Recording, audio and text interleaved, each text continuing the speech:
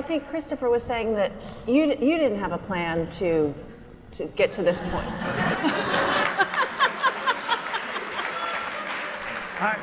That's what I heard.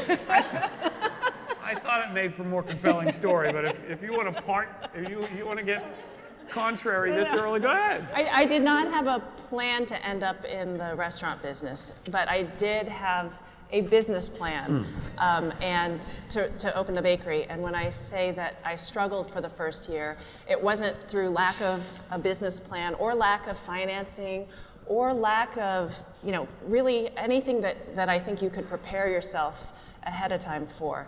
I mean, for any of you guys who might have kids, we don't have kids, but I have a lot of friends who have kids, and it sounds like it's very similar. You have 9 months to prepare, right? And you buy the books, and you talk to your friends, and you get ready, and you're like, I can do this, and then it happens, and everybody has a different experience. But for me, my experience with the bakery was that it was a much more emotional and it was an extremely emotional endeavor that didn't fit into the business plan. The business plan said you're going to see this many people a day, we're going to buy this much food, it's going to cost this much, and then you're going to pay this many people to work the counter, and everything should keep going as planned.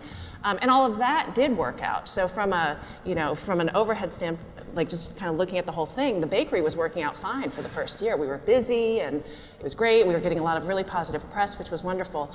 For me, the difficult part that I struggled with for the entire first year is that you spend all of your, for me, all of my career, my baking and cooking career, to get to this point, to actually have a bakery of my own where I can say, here's a bunch of things that I think are great, and I want to sell them to you, and I'm going to take your money, and hopefully you're going to come back again tomorrow.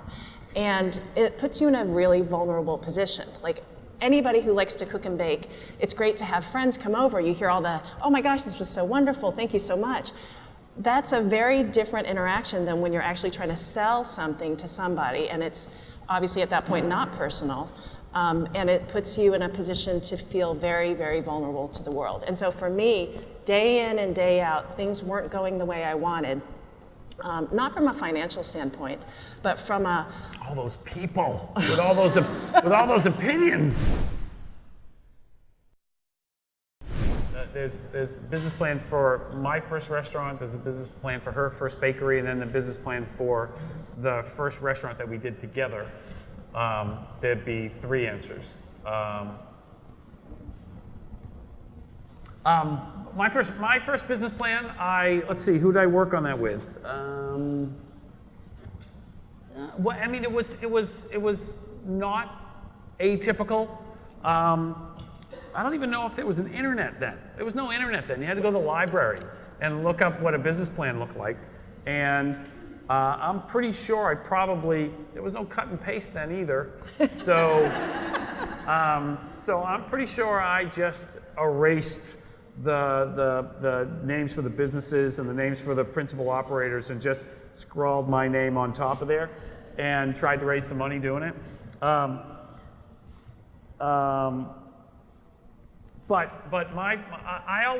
written I don't know 5, 10, 15 business plans over the years that have how many places have we, between the bakeries and restaurants, maybe 10 places that have opened.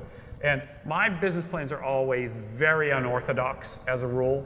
They'll either be rather sassy or just surprising.